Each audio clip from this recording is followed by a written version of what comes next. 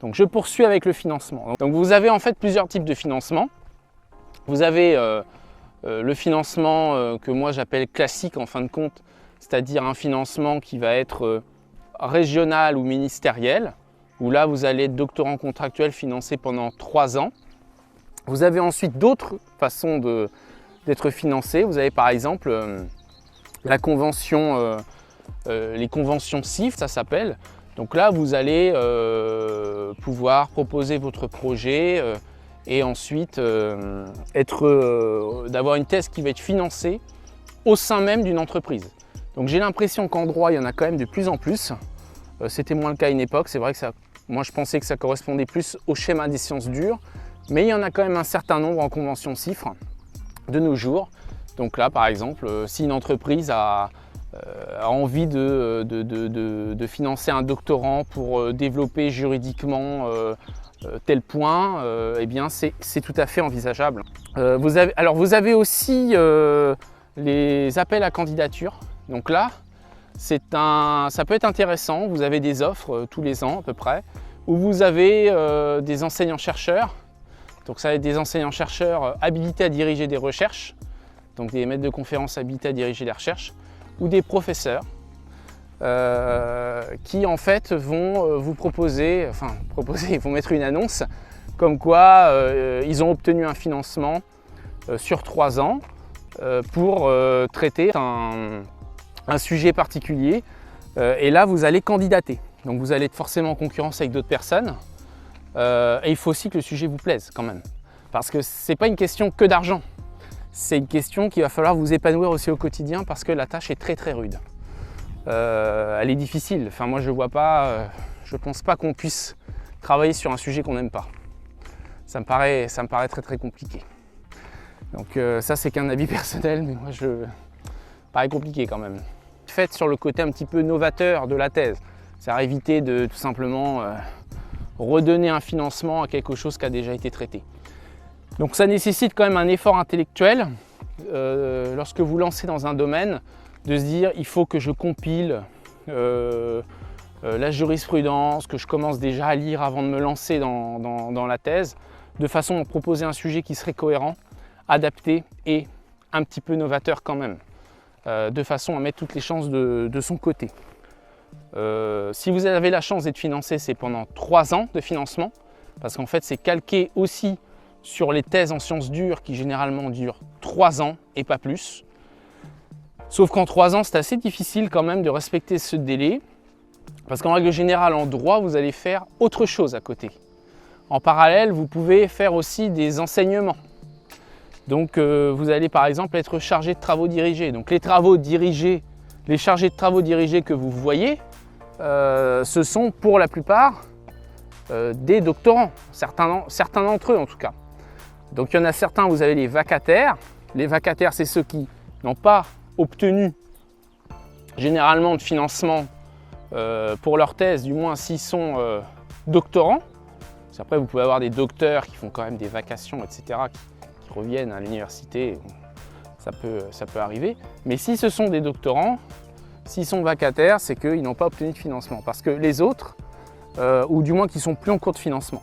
Parce que les autres, après, vous avez les chargés de TD qui sont contractuels en fait, et ça dépend tout simplement de leur statut. Donc s'ils ont obtenu un financement pendant 3 ans, ils vont avoir ce statut de contractuel pendant 3 ans. Pendant 3 ans, ils vont avoir un salaire qui va tomber chaque mois, qui va porter sur la partie recherche et la partie enseignement, parce que la partie enseignement va être réglée par un avenant au contrat de recherche doctorale en fait. Donc là, en règle générale, de mémoire, ça doit tourner autour de 1200-1300 net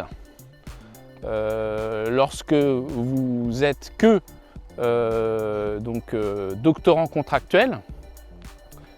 Et ensuite, vous avez un avenant d'enseignement. Donc là, il faut voir en fonction des universités, mais vous montez aux alentours de 1500 net si vous faites des travaux dirigés en parallèle. Donc ces travaux dirigés, là c'est pareil, hein, c'est du travail supplémentaire finalement. Surtout la première année de thèse où vous allez devoir travailler les matières que vous ne connaissez pas forcément au départ. Il va falloir les bosser pour être bien, quoi, parce que forcément, quand vous arrivez la première fois dans une salle de TD en tant qu'enseignant, façon de parler, je peux vous dire que vous avez intérêt d'être au point parce que sinon vous allez prendre peur. Je crois que vous pouvez fuir même, ou alors vous risquez l'humiliation, peut-être des grands moments de solitude en tout cas. Donc ça demande du travail, il faut être consciencieux, etc. Donc il faut aimer ça aussi, hein, c'est pas quelque chose qui s'improvise du jour au lendemain. Et pour le coup, eh bien, la première année, vous allez surtout faire que des travaux dirigés, que de la préparation de travaux dirigés. Et après, vous allez pouvoir le valoriser pendant les autres années, où forcément la préparation sera moins longue. Donc au final, quand on dit la thèse dure 3 ans, et que vous voyez les activités, notamment d'enseignement, que vous pouvez avoir, et bien au final, ça ne dure pas 3 ans la thèse. Ça dure 4, 5, 6 ans, en règle générale. Et il faut se préparer à ça, il faut le savoir dès le départ. Information importante, lorsque votre financement est terminé au bout de 3 ans, vous devez trouver un autre moyen pour financer votre thèse. Vacataire pour être chargé de TD ne vous permettra pas de financer correctement votre doctorat. Vous allez donc devoir trouver d'autres revenus. Vous pouvez postuler pour devenir attaché temporaire d'enseignement et de recherche, ce qu'on appelle communément ATER. Le plus souvent, vous trouverez des temps pleins. L'avantage de ce type de financement, c'est qu'il vous assure des revenus mensuels sur une période d'1 à 2 années maximum. En revanche, le service à réaliser en matière d'enseignement est très élevé et convient surtout aux doctorants en fin de thèse ou bien aux jeunes docteurs. La concurrence est rude et vous allez devoir postuler dans plusieurs universités pour optimiser vos chances de succès. Il est également possible de trouver un autre emploi, mais il convient cependant de garder tout de même un contact avec la thèse. À défaut, le risque d'abandon est non négligeable. Si vous ne trouvez pas d'emploi pour financer votre thèse, sachez que votre financement doctoral ouvre droit, si vous êtes en recherche d'emploi, à l'allocation d'aide au retour à l'emploi, le chômage. Mais la perte de revenus est non négligeable. Donc les écoles doctorales n'acceptent plus les thèses qui pouvaient se faire autrefois en 10 ans par exemple. Donc moi, je le regrette parce qu'une certaine manière, j'assume pour ce que vous faites. Je suis assez libéral sur certains points et de ce point de vue, je me dis, si la thèse dure 10 ans, franchement, ça n'engage que le doctorant. Alors ça lui rend peut-être pas service que ça dure 10 ans, sans doute, mais c'est son problème. Enfin, je veux dire, quand on arrive, quand on sort de M2, généralement, je ne sais pas quel âge on a, mais on est adulte, quoi, et à côté, on va vous dire, voilà, il faut que ce soit pendant tant d'années, tant d'années. Donc vous avez aussi ce qu'on appelle des thèses professionnalisantes. Alors je déteste ce terme parce que pour moi, j'imagine que lorsqu'on fait une thèse pour devenir maître de conférence, pour moi, c'est quand même un métier, on est d'accord. Donc c'est une thèse qui est quand même professionnelle. Mais en fait, ce qu'on entend par thèse professionnalisante, c'est plutôt une thèse qui, dès le départ, n'est pas une thèse qui serait à des fins universitaires. Voilà ce qu'il faudrait plutôt dire. Et là, dans ce cadre précis, vous allez peut-être davantage pouvoir respecter le délai de 3 ans, ou alors peut-être faire 4 ans. Mais ça va moins durer parce que, en théorie, vous n'allez pas forcément avoir l'obligation de faire des enseignements en fin de compte. Donc c'est toujours la même chose, vous allez devoir peut-être moins... Enfin, quand je parle d'obligation, c'est pas qu'on va vous les imposer, hein. C'est plutôt que ça va pas nécessairement être une exigence pour votre CV parce que vous ne visez pas l'université en fait, hein.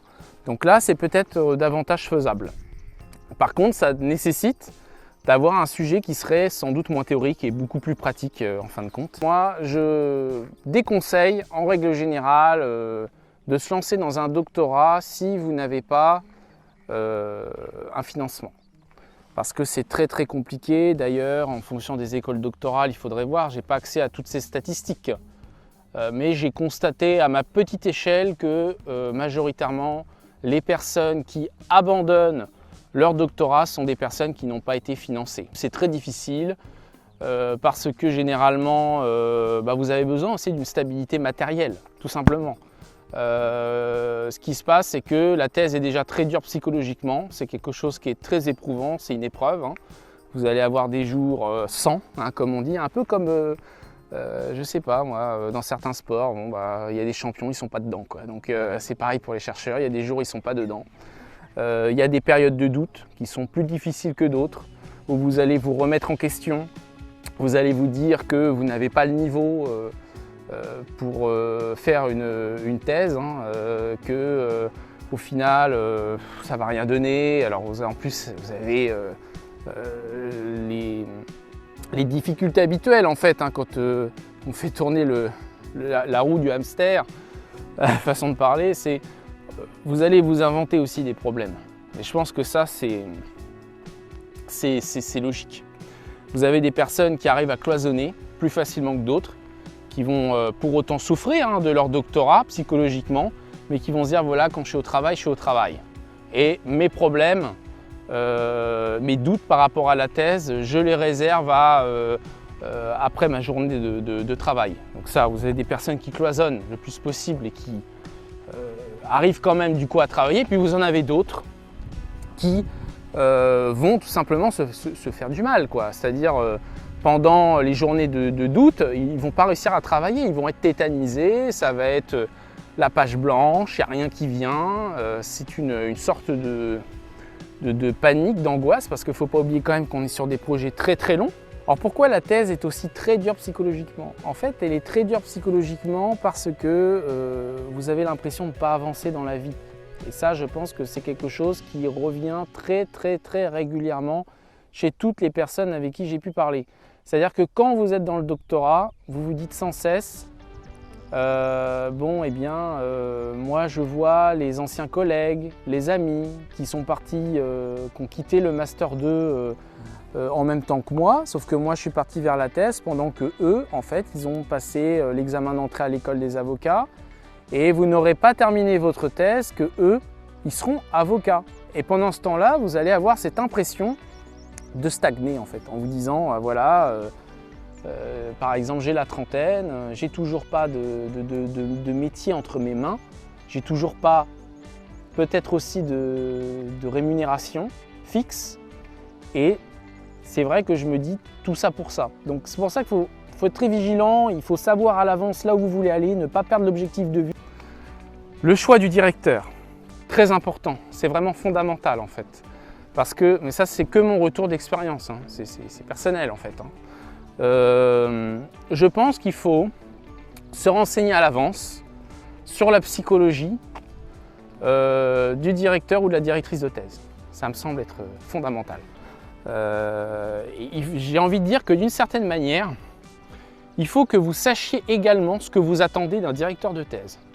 Donc là, je vais déjà vous dire ce qu'il ne faut pas attendre d'un directeur de thèse. Ce qu'il ne faut pas attendre d'un directeur de thèse, c'est qu'il rédige la thèse à votre place. Voilà, c'est pas ça une direction de thèse. Une direction de thèse, c'est quelqu'un qui oriente, qui conseille, à qui vous allez soumettre des idées, qui va vous dire ça colle pas. C'est quelqu'un qui va vous relire, c'est quelqu'un qui va vous faire des critiques s'il y en a à faire, quand même, forcément, obligatoirement. Cela étant, il y a des directeurs de thèse qui ont un rôle beaucoup plus interventionniste que d'autres. Donc là, c'est à vous de voir. Est-ce que vous voulez un directeur de thèse qui vous oppresse, façon de parler, parce que ça serait dans votre tempérament de vous faire oppresser, pour être productif, parce que parfois c'est ça, parfois il y a des personnes qui aiment qu'on les presse un peu pour qu'ils aillent au-delà de leur domaine de confort en fait. Et puis il y en a d'autres qui sont peut-être parfois plus autonomes, mais une fois de plus, tout est une question de tempérament. Vous avez des doctorants qui sont plus autonomes et qui ont moins besoin de ça, parce que dans les premières années, un rendez-vous de thèse va suffire, et puis ce sera très bien comme ça pour faire le bilan, et puis après bien sûr les choses vont s'accélérer au fur et à mesure, mais vous n'avez pas besoin qu'on vous appelle le dimanche par exemple, parce que c'est possible. Il faut savoir, Si vous avez le tempérament de quelqu'un qui est autonome et que vous vous engagez avec un directeur de thèse qui est très interventionniste, ça peut poser problème en fait. Et l'inverse aussi est vrai, hein. Ça peut poser problème parce que vous n'allez pas être sur la même longueur d'onde. Et donc si vous attendez de la présence alors que vous avez un directeur de thèse qui n'est pas toujours derrière vous, qui ne va pas vous relancer, hein, et bien là vous risquez d'être assez malheureux en fait, hein, parce que vous allez vous dire oh là là c'est dur quoi, vous allez ramer. Donc je pense qu'il faut être sur la même longueur d'onde, il faut se donner dès le départ toutes les chances pour que votre projet réussisse. Et pour ça il faut enquêter. Donc vous allez devoir trouver un sujet de thèse, hein, sauf cas où on vous en a proposé un.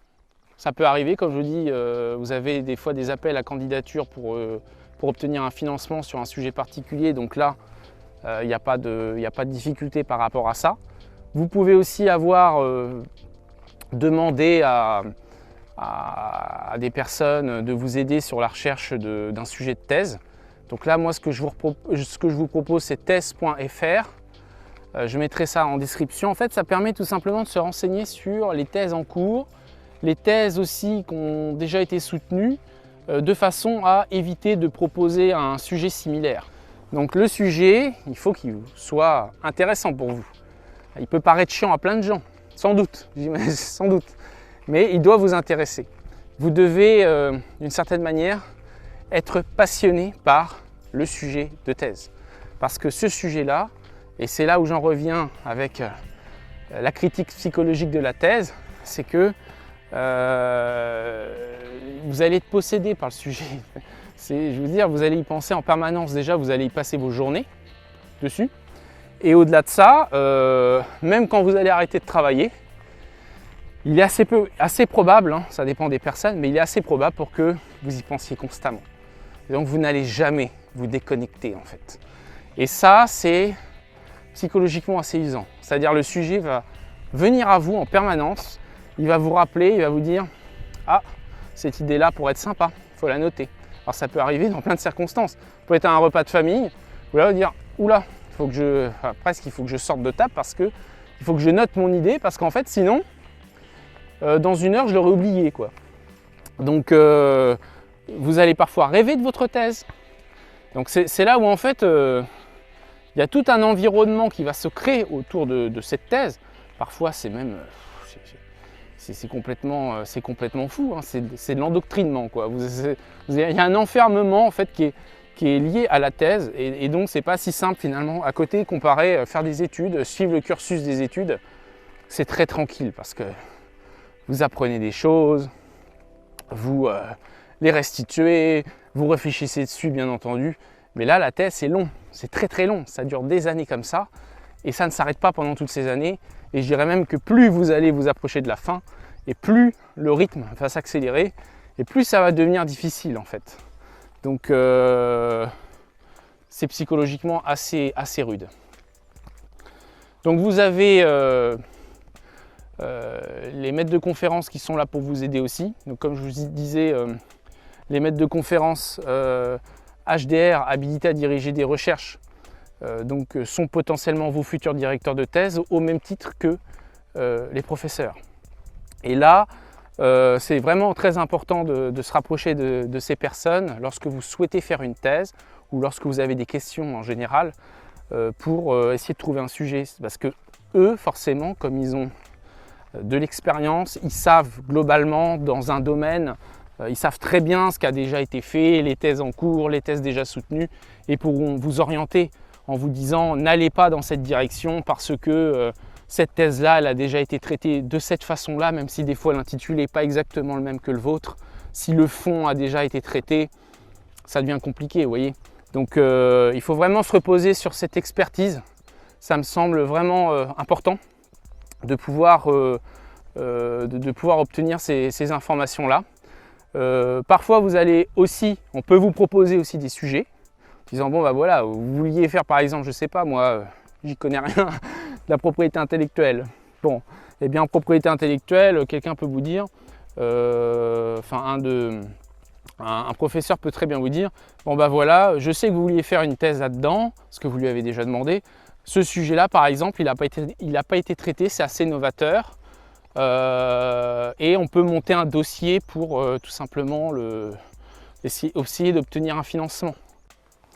Alors, il y a quand même un autre point aussi qui est très intéressant avec le doctorat, un autre point qui n'est pas à négliger, c'est que dans le cadre de votre doctorat, vous allez développer d'autres compétences. Des compétences qui d'ailleurs ne sont pas toujours très simples à développer dans un autre cadre, et je vais m'expliquer par rapport à ça. Donc déjà, lorsque vous faites un doctorat, vous avez la possibilité de faire des travaux dirigés la plupart du temps.